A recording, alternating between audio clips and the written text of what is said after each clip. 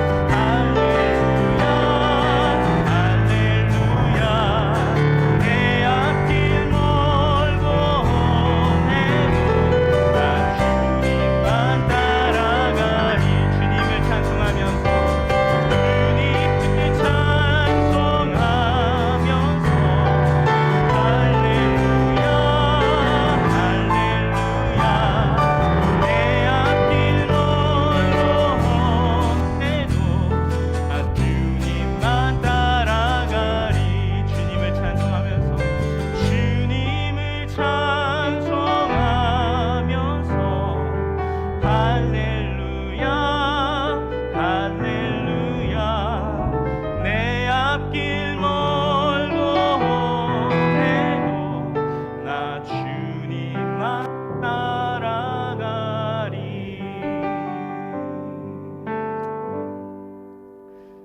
우리 항상 주님만 따라가시는 우리 성도 여러분 되시길 바랍니다. 우리 함께 박수 치시면서 힘차게 찬양하시겠습니다.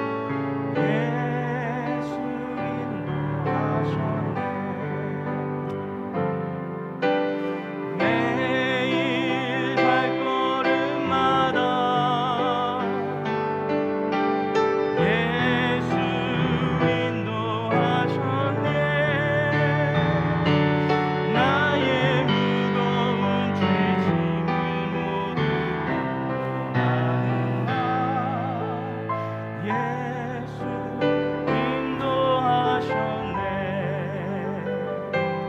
네가 지나길 인생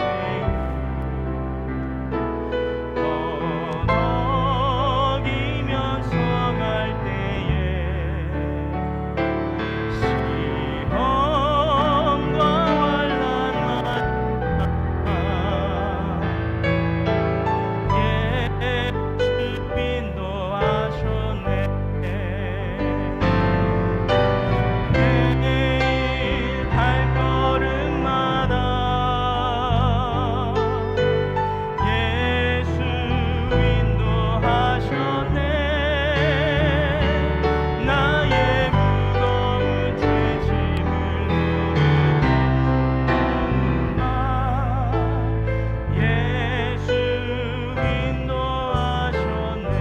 내 밟은 발걸음마다 주 예수 보살피시사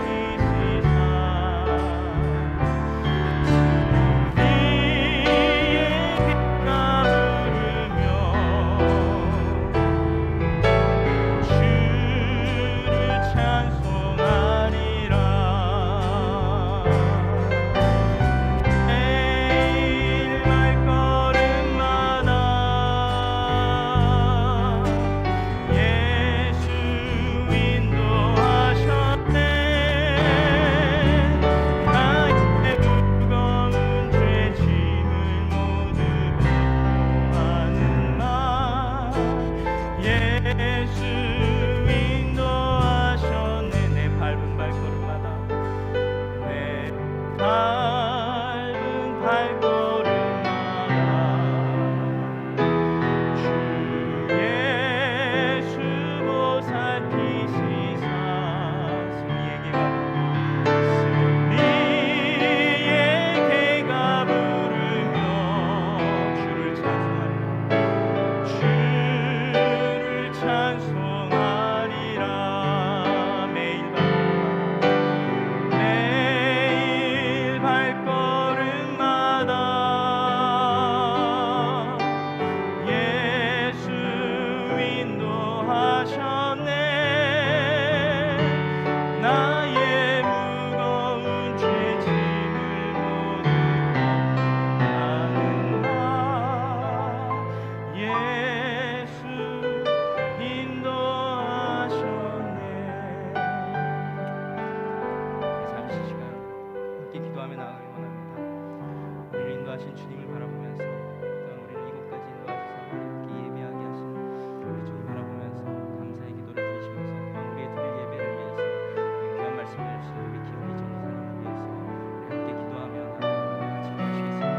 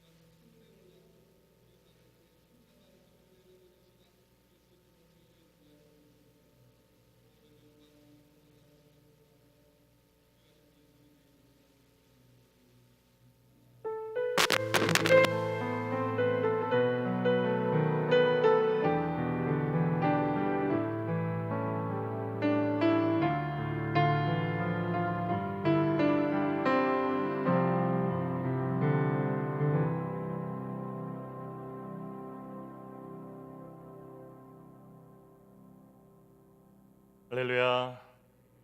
네, 성경 함께 보도록 하겠습니다. 오늘 창세기 5장입니다. 창세기 5장 21절부터 27절까지 보겠습니다. 창세기 성경 처음 책이고요. 5장 21절부터 27절까지 보도록 하겠습니다. 함께 읽을까요? 시작. 에녹은 65세에 무드셀라를 낳았고 무드셀라를 낳은 후 300년을 하나님과 동행하며 자녀를 낳았으며 그가 365세를 향수하였더라. 에녹이 하나님과 동행하더니 하나님이 그를 데려가심으로 세상에 있지 아니하였더라.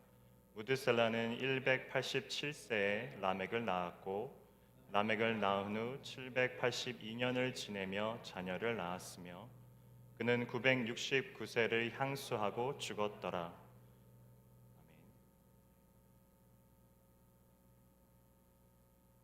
날이 참 추운 날이네요, 그죠? 네. 이런 날은 뜨끈한 국에다가 밥을 말아 먹으면 참 좋은 날인 것 같습니다. 밥의 이야기가 나왔으니 하는 얘기인데 오늘은 평소 드시던 밥이 아닌 다른 밥을 드실 것 같습니다. 저를 통해서. 네. 특식이 될지 아니면 죽밥이 될지 한번 해봐야지 될 것 같고요.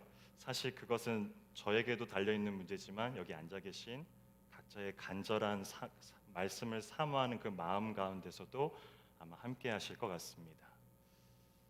또 국의 이야기를 한번 해볼까 합니다. 오늘 설교는 제가 봐도 저기 무시무시한데요. 뒤에 그렇게 비춰지나요? 네, 맞네요. 설교는 제가 단 한 번도 한 적이 없는 삼탕을 하고 있습니다. 재탕도 아니고요, 삼탕입니다. 네.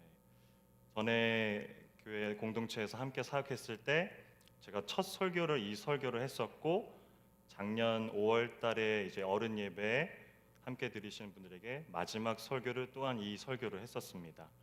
여기 앉아 있는 우리 대원 형제가 두 번째 듣고 있거든요. 작년 5월 달에 저와 함께 같은 공동체에 있었는데 듣게 됐고 그리고 오늘 또 다시 듣게 되는데 여러분들은 처음 들으시잖아요, 그죠? 삼탕이니까 탕도 국도 끓이면 맛있지 않을까요? 고울수록 더 좋아야 될 텐데 잘 모르겠습니다. 네, 같이 한번 오늘 말씀을 보면서 국과 밥을 뜨끈하게 드셨으면 좋겠습니다. 오늘의 제목은 저기 나와 있는 대로 종말론적 신앙관, 부제목으로는 그리스도인의 삶이라고 나와 있습니다. 종말론 어떻게 다가오시나요? 각자 이 단어를 들으시면 요한계시록에도 뭐 표기되어 있고 그리고 한 번쯤 들어봤을 법한 구원파의 내용들도 아마 종말론. 그러면 과연 종말이라는 것이 어떠한 것인가를 한번 생각해 봐야 될 것 같습니다. 어느 부분은 이 종말론이란 이 단어만 들어도 상당히 부정적이고 조금 무섭다, scare 그런 부분을 이야기하시는 분들도 계시는 것 같아요. 오늘 그것을 제대로 정립해 봐야 될 필요가 있는 부분입니다. 요즘같이 지금 끝날 수 있을 거라고 생각했었던 이 코로나 바이러스가 끝이 안 보이고 있습니다. 그죠? 그랬을 때 초창기만 해도 팬데믹이 시작됐던 한 2년 전만 해도 어른분들이 하시는 얘기가 있습니다. 이게 뭐야? 이 작은 바이러스가 말세야, 말세. 그렇게 표현을 하시더라고요. 종말론을 다른 말로 표현하면 말세이기도 합니다. 그죠? End of day, 마지막 날이라고 표현을 하는 겁니다. 어른들이 그렇게 말씀하시는 이유가 뭐죠? 우리가 어떻게 할 수가 없는 그런 상황들, 너무나 많이 우리의 범주를 넘어선 그런 상황들, 예를 들면 너무나 잔인한 인간의 그런 죄성들을 봤을 때, 범죄를 봤을 때도 어르신들이 혀를 차면서 뭐라 그러시죠? 말세다. 네. 말세입니다. 지금 같은 우리가 물이 계속 마르네요. 잠시만요. 목이 마르네요. 말세입니다.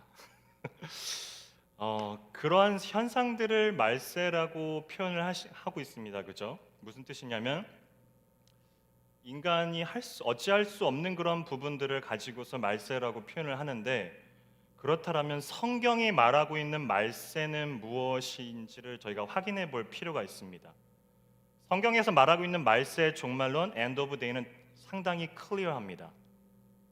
예수님께서 about 2000년 전에 오셨던 예수님께서 달려 돌아가시고 난 이후부터 다시 오실 그때를 전체적으로 말세라고 합니다.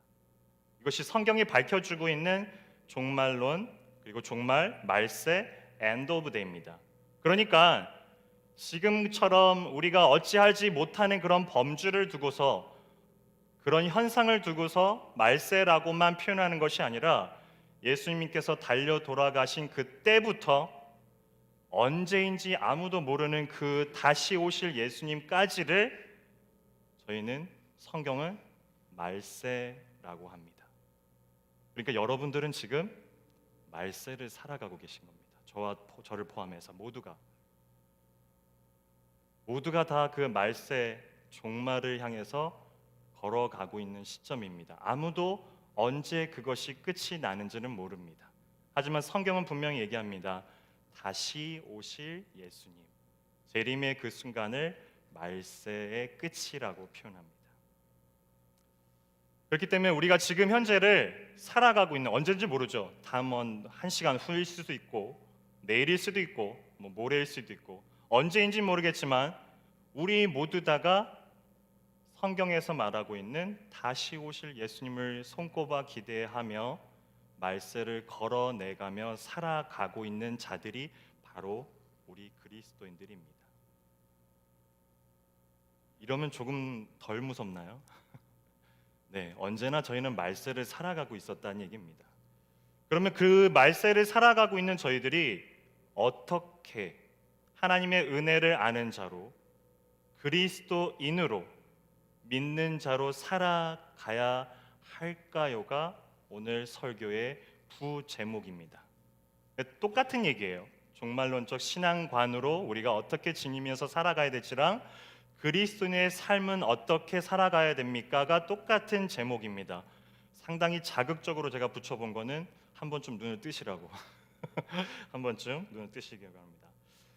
어떻게 우리가 그리스도인으로 살아내 가야 되는지를, 그리스도인의 삶이 어떠해야 되는지를 오늘 성경의 본문인 에녹이라는 인물을 통해서 들어보려고 합니다. 에녹은 어떤 인물로 알고 계시나요? 성경 퀴즈. 네, 어느 정도 다 알고 계실 거예요, 그죠? 성경에서 전체 66권 전체에서 비춰졌을 때 단 두 인물이 있습니다. 죽음을 맛보지 않고 하나님께로 다이렉트로 건너간 인물 중에 한 명이 오늘 에녹이고요. 그리고 다른 인물이 엘리야입니다. 엘리야에 대한 부분들은 상당히 많아요, 그죠? 하지만 정말 궁금합니다. 어찌 했길래 하나님께서 그를 직접 죽음이라는 것을 에덴 동산의 추방 이후로 약속하셨던 그 말씀을 안 하셨는지, 안 하셨다고 표현하기가 좀 그런데 왜 그는 도대체 하나님께서 직접 택해서 가셨는지 상당히 궁금한 인물일 수밖에 없습니다. 근데 그것에 비해서 에녹에 대해서 성경에서 밝히고 있는 부분이 많지가 않습니다. 애가 타요. 아이러니하게도 에녹에 대해서는 많은 부분이 안 나옵니다. 오늘 읽으셨던 창세기 5장 본문의 내용이 구약에서의 거의 전체 내용이고요. 그리고 신약 성경에 가보면 믿음의 장이라고 한 히브리서 11장에서 에녹에 대한 부분이 나옵니다. 아주 짧아요. 그리고 한 번 더 요한계시록 바로 전에 있었던 유다서에 아주 짤막하게 또 에녹에 대한 부분이 나옵니다. 고작 이 세 파트가 전부입니다. 따라서 이 에녹의 삶을 이 세 파트를 통해서 과연 우리가 어떠한 삶을 통해서 에녹과 같은 믿음을 지닐 수가 있는지, 그렇게 살아갈 수 있는지를 오늘 한번 조금 훑어보려고 합니다. 한번 성경 볼까요? 우선 믿음의 장인 히브리서 11장입니다. 왜 믿음의 장이라고 하냐면 히브리서 11장 읽어보시면 처음부터 아브라함부터 믿음의 선조들을, 조상들의 행적들을 쭉 열거했기 때문에 믿음의 장이라고 합니다. 그 중에서 에녹이 나오는 거예요. 보시면 같이 보이시는군요. 네, 그러면 히브리서 11장 5절입니다. 다 함께 읽겠습니다. 시작.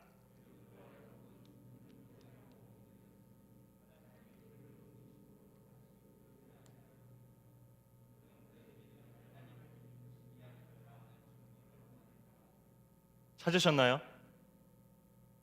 고개를 끄덕이시네요. 어떻게 에녹이 하나님께 그대로 택함을 받았죠? 죽음이라는 걸 맛보지 않고. 다시 넘겨주세요. 말씀으로 그냥. 믿음으로, by faith. 믿음으로라는 단어입니다. 믿음으로. 이 믿음에 대한 부분들을 정의를 해볼 필요가 있습니다. 사실은 저는 믿음뿐만 아니라 교회에서 참 많이 쓰는 이야기예요. 단어고 믿음. 예배합시다, 기도합시다, 찬양, 사랑.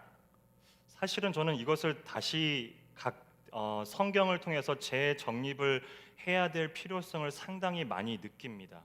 각자가 데피니션이 너무나 다르거든요. 성경이 말하고 있는 밝혀지는 부분과는 별다르게 각자가 갖고 있는 이 교회의 신앙 삶을 사시면서 각자가 갖고 있는 정의, 데피니션이 너무 다르기 때문에 저는 이 성경을 통해서 각자 이것을 분명히 재정립을 해야 될 필요성을 많이 느끼는데, 그 중에 하나가 오늘 믿음입니다. 믿음에 대해서 이야기하자면은 너무나 다들 아시는 듯 모르는 듯 그런 상황인 것 같아요. 한번 제가 예를 들어볼게요. 문법에 보면 뭐 우리나라 팔품사, 구품사, 뭐 영어랑 좀 다르긴 한데, 품사라는 게 이제 뭐 명사, noun, 뭐 대명사, 혹은 동사, verb, 여러 가지가 있죠. 믿음은 품사로 따지자면 무엇에 속할까요? 또다시 성경 퀴즈. 믿음이란 단어의 형태로만 본다면 분명 명사 같아요, 그죠? 근데 제가 말하고 있는 것은 단어의 문자적인 해석이 아니라 믿음이 주고 있는 그 기능과 모든 정의를 얘기하는 겁니다. 감탄사입니다. 믿음은 감탄사. 감탄사가 뭐죠? 제가 이렇게 해서 이게 감탄사죠. 뭔가가 이렇게 날라왔습니다. 그리고 저를 hit했어요. 제가 반응을 합니다. 감탄합니다. 이걸 감탄사라고 합니다. 그러니까 믿음의 시작은 우리한테 시작되는 것이 아닙니다. 하나님께서 그 시작을 하시고 믿음이라는 것을 던지십니다. 저희를 향해서. 그 믿음의 돌이 날라왔다고 치죠. 제가 뒤통수를 맞기도 전에 어느 누구도 날라오고 있는데 갑자기 라고 반응하는 사람은 없죠. 제가 그걸 맞아야 라고 감탄을 합니다. 즉 믿음의 시작은 저희로부터 조건이나 배경이나 어떤 우리의 간절함으로 믿음의 시작이 되는 것이 아니라 감탄사에 의해서 그 믿음의 시작을 하나님께서 하십니다. 언제나 늘 그러듯이 저희의 어떠한 조건도 없습니다. 간절함도 없고요, 저희의 배경도 없습니다. 하지만 하나님께서 뜻모를 이해하지 못할 그 믿음을 저희를 향해서 던지십니다. 그리고 저희가 어느 순간에 그 믿음의 돌을 맞았을 때 반응을 합니다. 리액션을 합니다. 그래서 믿음은 감탄사입니다. 품사로 치자면. 이해가 되셨나요? 즉 에녹이 그렇게 죽음을 맛보지 못하고 하나님께 택함된 것에 대한 시작을 누가 하셨다라는 거죠? 에녹이 아닙니다. 에녹한테 조건을 바라볼 수가 없습니다. by faith에 대한 부분들은 하나님께서 에녹에게 그 시작을 두셨다라는 겁니다.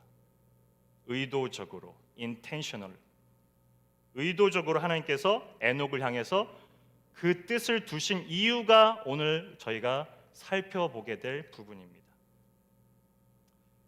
믿음에 대해서 에베소서 1장의 표현을 빌리자면은 참 은혜스러운 표현이 있어요. 에베소 1장에 보면 4절일 것 같습니다. 아마 없을 거예요. 창세 전부터 우리를 향한 그 구원 믿음의 계획을 하나님께서 두셨다고 합니다. 창세 전이라고 표현합니다. 하나님께서 이 천지 창조를 만드시기 그 전부터, 언제인지는 모르겠습니다. 하지만 하나님께서 우리를 향한, 우리를 위한, 우리에게 그 믿음을 이끌어 가시기 위해서 창세 전부터, 정말 오랜 기간이겠죠. 그때부터 저희를 향한 믿음의 계획을 두셨다라고 바울이 에베소서를 향해서 밝히고 있습니다. 그리고 6절에 보면 그것을 무엇이라 표현하냐면, 우리 입장에서는 조건이 없었고 우리가 생각도 없었는데 하나님께서 그 믿음을 by faith에 의한 믿음을 주셨기 때문에 우리 입장에선 그 받은 은혜이자 믿음을 은혜라고만 표현을 하는 겁니다. 그러니까 교회에서 행하고 있는 은혜 그 뜻은 정말로 그 단어로 다 표현이 안 되는 것 같아요. 창세전부터 하나님께서 우리를 향하신 계획을 두셨다라는 겁니다. 바울은 그 표현을 은혜라고 둡니다. 즉 믿음은 은혜 없이는 설명이 안 되는 단어입니다. 시작도 저희가 없고요, 조건도 저희가 시작을 안 합니다. 어떠한 조건도 저희한테 그 은혜스러운 믿음을 받을 조건이 없습니다. 에녹도 동일한 거예요. 또 다른 우리 에녹에 대한 삶을 밝혀주고 있는 유다서를 한번 보시길 바랍니다. 혹시 가지고 계시면 직접 찾아보셔도 되고요. 유다서 1장입니다. 2장 아니고요. 유다서는 1장밖에 없어요. 자, 유다서 1장 14절에서 15절 나와도 있네요. 같이 한번 읽어볼까요? 준비 시작.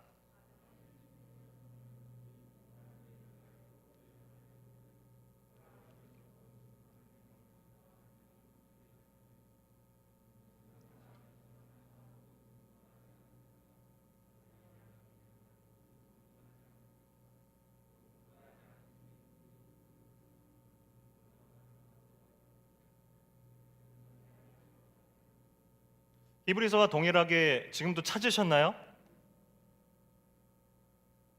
찾으셨나요? 알 듯 모를 듯. 그렇죠?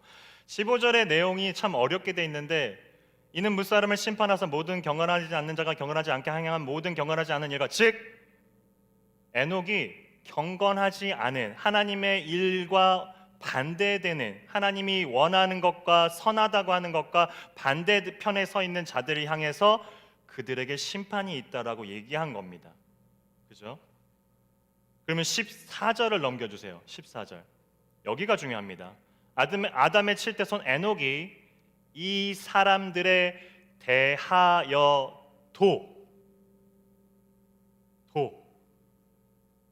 저기 영어로는 어떤 버전인지 모르겠는데 and Enoch also라고 돼 있어요.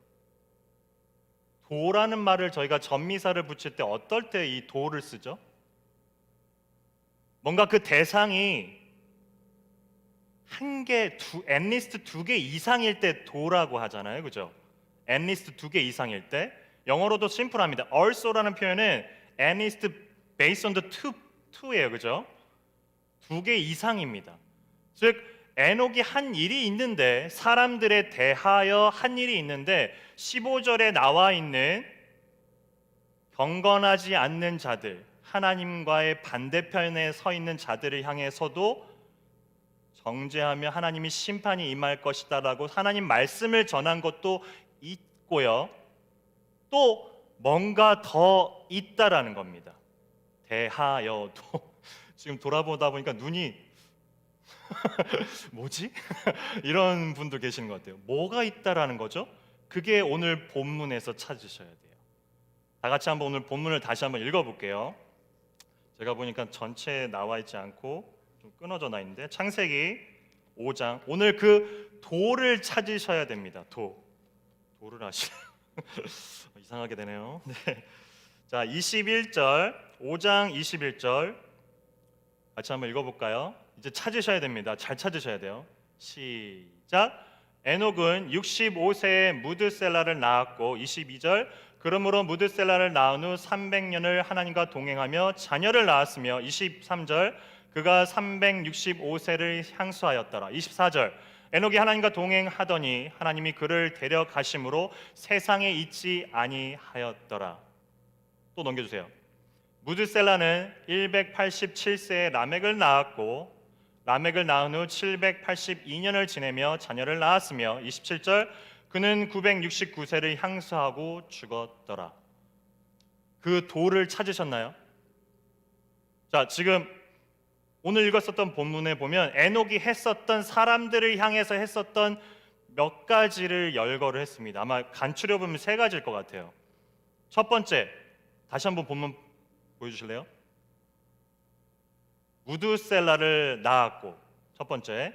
자, 두 번째, 하나님과 동행, walk with God이라는 표현으로 많이 쓰는데 Enoch walk with God이라고 표현합니다. 즉 하나님과 동행했고 세 번째는 그리고 나서 뭐 형사하고 또 넘기시고 그 나았었던 첫째 인물 무드셀라가 969세를 향수하고 죽었더라. 이 세 가지입니다. 사람들을 향해서 했었던 그 도입니다. 자, 그러면 무드셀라 성경에 이 퀴즈가 참 많이 나와요. 그죠? 제일 오래 산 인물이 누굽니까? 무드셀라요. 실제로 무드셀라라는 나무 이름도 있습니다. 상당히 높은 지대에서 추운 지대에서 아주 조금씩 자라고 있는 그 나이테만 확인해도 몇백 년이 넘는다고 해요. 그런 무드셀라라는 나무가 있는데 그만큼 장수하고 있다라는 얘기죠. 그리고 성경의 전체 인물을 문자적으로 해석해 보자면 무드셀라가 가장 오래 살았다고 표현합니다. 몇 년이죠? 969세. about 1000년이에요. 그죠? 조금 더 하면 about 1000년. 자, 그러면 이 무드셀라가 뭔가 힌트를 주는 것 같아요. 도대체 무드셀라가 무엇인지를 알아볼 필요가 있습니다. 당신은 아담의 7대 손이니까 상당히 에덴에서 쫓겨난 지 얼마 안 된 그런 상황이었으니까 한마디로 얘기하면 지역과 지역 간에 부족과 부족 간에 어떤 경계선이 뚜렷하게 있지 않고 전쟁이 빈번했던 시대입니다. 그죠? 때만 되면 밤이든 낮이든 다른 부족을 침범해서 필요한 것을 얻거나 사람을 얻거나 그런 시대입니다. 즉 무드셀라는 전쟁 단어에서 쓰고 있는 단어예요. 전쟁 용어입니다. 뜻이 뭐냐면 창잡이, 창을 잡고 있는 잡이, 잡고 있는 사람입니다. 당시에 이제 한번 이미지를 해볼까요? 당시 부족끼리 그런 어떤 싸움이 있습니다. 그러면 누가 나가야 되죠? 부족 이제 전쟁을 누가 나가야 되죠? 저와 같은 그리고 우리 최 목사님 같은 그리고 우리 오늘 기도해 주신 안수 집사님 같은 튼튼한 남자들이 나가서 이제 싸워야 됩니다. 그죠? 부족을 위해서, 자기 가족들을 위해서.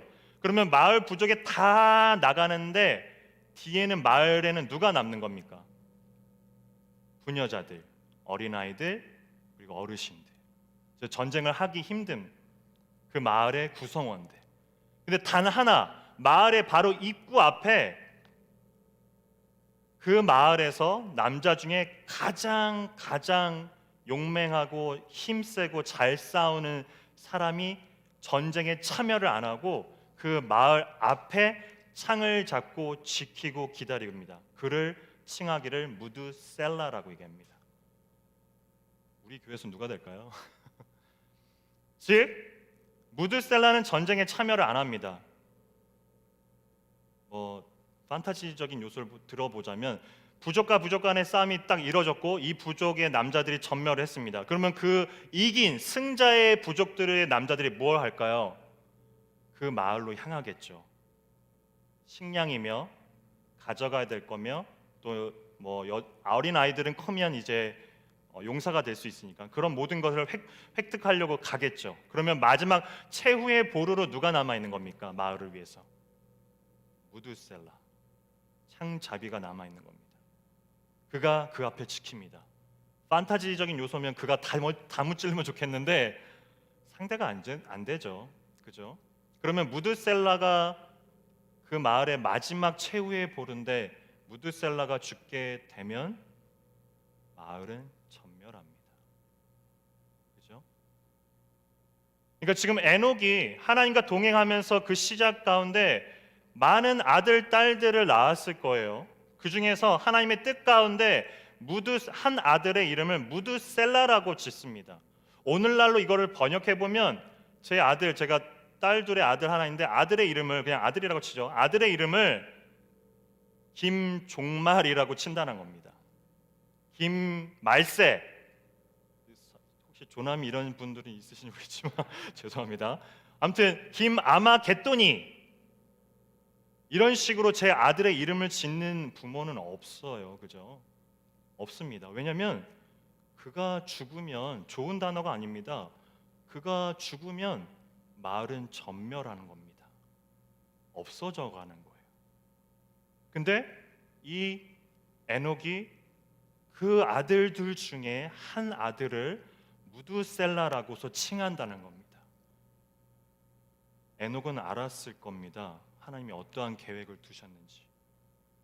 즉 무드셀라가 죽는 그날에 하나님께서 분명 무언가를 하실 거라는 걸 에녹은 알았을 겁니다. 언제인지는 에녹은 몰랐을 것 같아요. 심지어 에녹이 하나님께서 그 300년을 동행하고 택함 받은 이후에 한참 후에 무드셀라가 죽기 때문에 에녹은 무드셀라의 마지막 순간을 못 봅니다. 자기 아들의.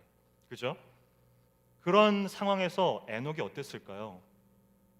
언제인지는 모르겠지만 하나님의 뜻 가운데 무드셀라란 이름을 김종말, 김아마겟돈이라고 내 아들을 짓고서는 아침마다 확인할 것 같아요. 숨을 쉬고 있나? 아침마다 확인할 것 같습니다. 그렇죠? 즉 이 아이는 하나님의 뜻 가운데 언제인지 모르지만 시청각 자료로 걸어 다니고 있는 하나님의 심판의 때의 인물인 겁니다. 실제로 969세, about 1000년이란 시간을 가장 오래 산 인물인데 그가 죽은 해에 연대기적으로, 이거는 저희 같은 사역자들이 하겠죠, 연대기적으로 확인하면 무엇이 일어났을까요? 노아의 홍수가 일어납니다. 정확하게 하나님께서 무드셀라를 향한 그 계획을 두시고 계십니다. 근데 우리가 포커스를 둬야 되는 것은 about 1000년이란 시간을 하나님께서 기다리고 있으셨다는 거예요. 시청각 자료를 통해서 무드셀라를 둡니다. 그리고 그가 죽으면 하나님의 심판이 임할 것이다. 에녹이 했었던 사람들을 향한 이야기입니다. 그가 죽게 되면 내가 심판하리라, 분명 경고의 메시지입니다. 하지만 1000년을 기다리십니다. 10년 마음 같아서는 이 완악한 사람들 향해서 당장이라도 하고 싶지 않았을까요? 하나님이 기다리십니다. 기다려서 about 1000년을 기다렸는데 아시는 바와 같이 노아의 홍수에 노아의 방주에 탄 인물은 10손가락이 안 됩니다. 8명밖에 안 돼요.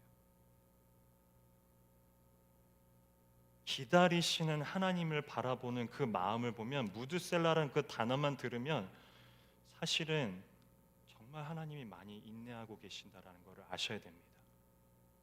아, 장수했지, 거기서 끝나시면 안 됩니다. 하나님이 그를 향해서 그 하나님의 그 마음을 보여주시는 겁니다. 그리고 분명히 이루십니다. 그가 죽은 해에 노아의 방주가 시작되지만 그 오랜 시간 동안 참고 인내하고 기다리셨고 간절하게 사람들을 향한 계획을 통해서 기다리셨던 하나님의 그 마음과는 달리 고작 8명만이 노아의 방주에 탑니다. 오늘날과 다른 이야기가 없어요. 오늘날과 다른 이야기가 없어요.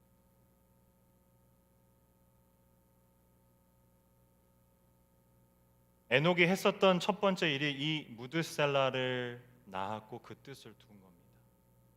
그리고 두 번째는 그가 하나님과 동행을 했고요. 그리고 그 두 번째 구절 좀 보여주실래요? 첫 번째 20, 네. 하나님과 동행하며 and 자녀를 낳았다라고 나와 있습니다. 에녹은 지금 이제 무드셀라라는 것을 두었다라는 것만으로 하나님의 뜻이 무엇인지를 알고 있는 자였기에 사람들을 향해서 하나님 편에 등지고 있는 그 사람들을 향해서 계속해서 선포했을 겁니다. 이야기했을 것입니다. 그럼 그가 아주 뭔가 대단한 일을 한 것 같다라고 생각을 할 수가 있을 것 같은데 그가 한 일이 바로 저겁니다. 자녀를 낳았다. 문자적으로 해석하지 마시고요. 네. 전사님 셋, 넷? 아니요. 저는 이제 그만인데 자녀를 낳았다라는 그 단어가 무엇이냐면 문자적인 해석이 아니라 sons and daughters, 영어로 간단하죠. 즉 그의 삶을 살아간 겁니다. 아주 평범하게, 아주 일상적으로, 그죠? 하나님의 심판이라는 것을 이미 알았었던 무드셀라를 그 뜻 가운데 에녹이 둡니다. 그리고 사람들 향해서 그 심판의 내용들을 제발 그곳에 서 있지 말고 하나님 편에 서 있으라고 이야기합니다. 그리고 자기는 일상을 살아갑니다. 그래서 오늘 제가 여러분과 함께 나누고 싶은 이야기는 우리는 종말을 살아내가고 있는 하나님의 누구인지를 아는 그리스도인들입니다. 어떻게 살아가야 될까요? 에녹을 통해 보건대 일상을 살아내 가시면 됩니다.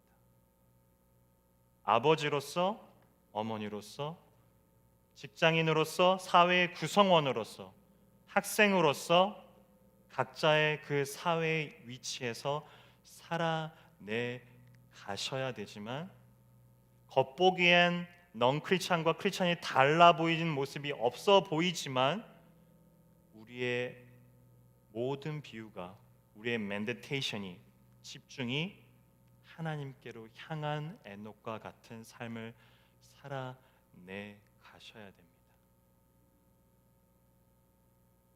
살으세요라고 하는 게 아니라 살아내 가셔야 됩니다. 그리스도인으로서, 하나님을 아는 저로서. 단순히 오늘의 이 예배 시간이 예배의 어떠한 일주일을 커버할 수 있는 시간이 아니고요.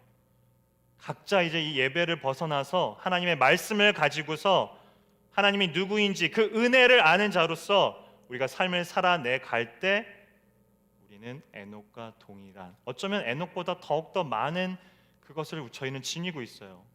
첫 번째로 에녹이 사람들에게 행했었던 그 선포된 말씀들을 저희도 갖고 있습니다. 그죠? 동일한 말씀을 갖고 있고 오히려 저희는 에녹은 어떤 면에서 그냥 암기됐다라면 저희는 언제든지 펼칠 수 있는 디바이스, 셀폰이나 아니면 이런 책으로도 가지고 있습니다. 심판의 말씀들이 그리고 하나님의 말씀들이 에녹과 동일하게 갖고 있어요. 그리고 에녹도 믿음으로 by faith에 의해서 그가 믿음에 이르게 됩니다. 저희도 이미 받으셨다라면 그 시작된 하나님의 믿음의 도를 맞으셔서 반응하신 분들이 여기 앉아 계신 겁니다. 어떤 면에서는 에녹보다도 더 많은 하나님의 은혜를 우리가 받고 이 자리에 있는 겁니다. 그렇기 때문에 오늘을 살아가는 것, 종말론적 신앙관을 가진다라는 것, 동일한 얘기로 그리스도인의 삶으로서 살아간다라는 것은 엄밀히 말해서 어떻게 살아갈지에 대한 부분보다 더 중요한 것은 무엇을 알고 있느냐입니다. 그리스도를 알고 있느냐라는 겁니다.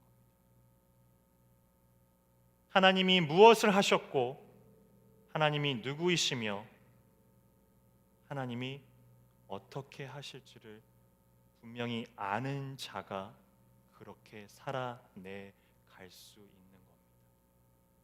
순서가 뒤바뀌시면 안 돼요. 가끔 뒤바뀌어서 믿음이 이르는 자들도 있습니다. 하지만 제너럴한 경우들은 먼저 알아야 됩니다. 알아야 됩니다. 제가 알기로는 욥기를 최근에 아마 금요 성령 집회 때 끝내셨나요? 욥기를 목사님이 문 목사님이 하신 것 같던데, 그죠? 욥기 42장에 밝혀지고 있는 욥의 고백. 사실 저는 욥을 보면서 참 많이 의문도 많이 들고요. 왜 저걸 복이라고 주일학교 때 배웠을까? 도저히 이해가 안 됩니다. 결국에는 욥의 그 질문, 알지도 못하겠는 자기를 도대체 왜 이런 지경까지 이르게 만들었는지에 대한 그 질문에 대해서 하나님은 대답 안 하십니다. 하지만 욥이 42장 마지막에 와서 얘기하죠. 그동안 내가 귀로 듣사온데 이제는 눈으로 봅니다라는 그 고백이 무엇이냐면, 그동안 내가, 욥은 참 많이 아주 조심성이 많은 믿음의 소유자입니다. 1장에서 그걸 밝혀요. 어떤 식의 밝히냐면 자기의 아들을 위해서 오픈을 하고 집을 오픈하고 파티를 열어줍니다. 그리고 다음날 아침에 친구들 다 초대해가지고 파티를 열었죠. 그리고 다음날 이른 아침에 아들들도 아니고 딸들도 아닙니다. 욥만 일어나서 욥의 아들들이 혹시나 it might be 혹시나 저질렀을 죄를 위해서 욥 혼자 하나님 앞에 예배를 드립니다.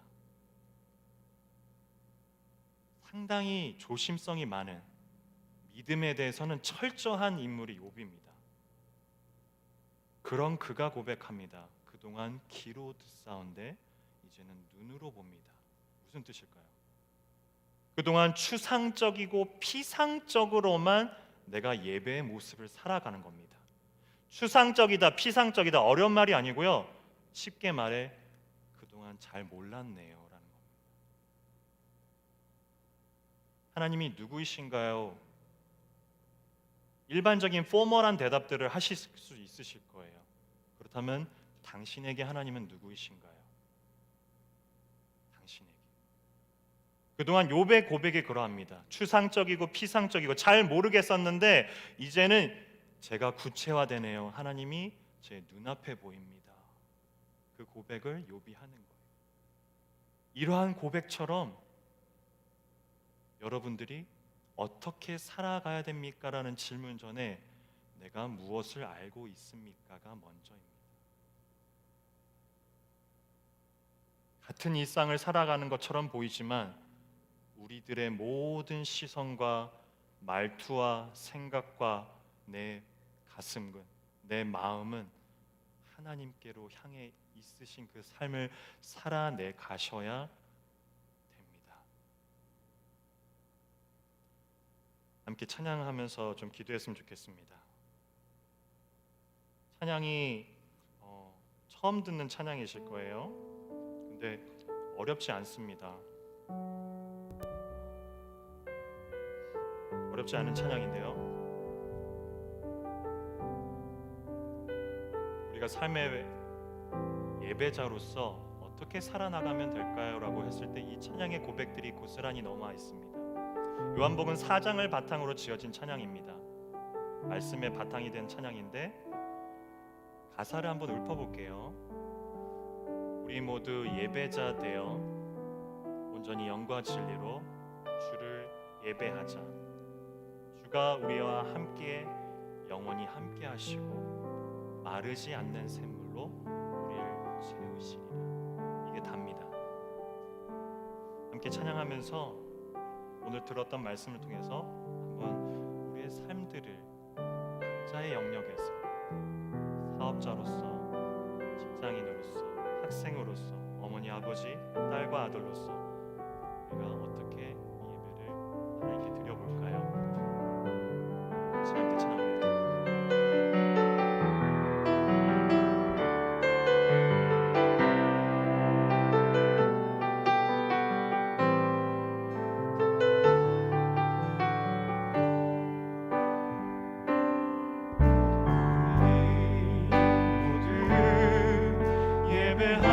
자 되어 온전히 영과 진리로 주를 예배하자.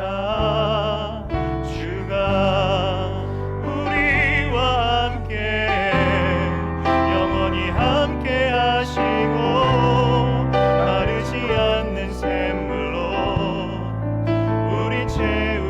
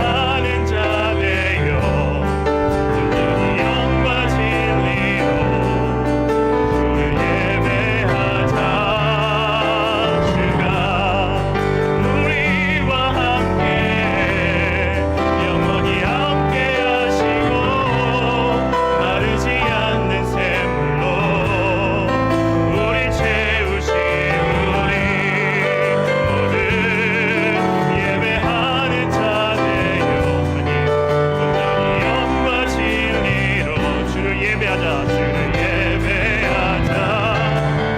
주가 우리와 함께 아멘. 영원히 함께 하시고 마르지 않는 샘물로 우리 채우시. 우리 모두 예배하는 자 되어 온전히 영과 진리로 주를 예배하자. 주가 우리와 함께 영원히 함께 하시고 마르지 않는 샘물로 우리 채우시리라. 에녹을 보면서 과연 어떠한 믿음을 지녔을까? 그리고 그가 어떻게 살아갔을까? 궁금했습니다. 성경을 보건대 그가 가진 것을 우리도 다 가지고 있습니다. 하나님이 먼저 시작한 그 믿음을, 에녹을 향한 믿음을 우리도 가지고 있습니다. 그리고 에녹이 사람들 향해서 소리쳤던, 선포했던 그 말씀을 우리도 가지고 있습니다. 그럼 그가 살아간 모습들은 특별하고 아주 스페셜한 모습들이 아니라 일상을 살아갔습니다. 우리의 예배가, 우리의 삶이 하나님 앞에 드려지는 예배이길 바랍니다. 쉽지 않으시죠? 살아내 가셔야 됩니다. 그 전에 살아내갈 그 이유를 하나님 안에서 찾아야 됩니다. 성경을 보셔야 되고 읽어 내려가셔야 되고 하나님이 무엇을 말씀하셨는지 그 은혜를 추상적이고 피상적으로 하다 보는 것이 아니라 이제는 내가 구체적으로 하나님 앞에 서야 됩니다. 이 시간 함께 기도했으면 좋겠습니다. 크게 한번 주여 외치고 외치기도 하겠습니다. 주여!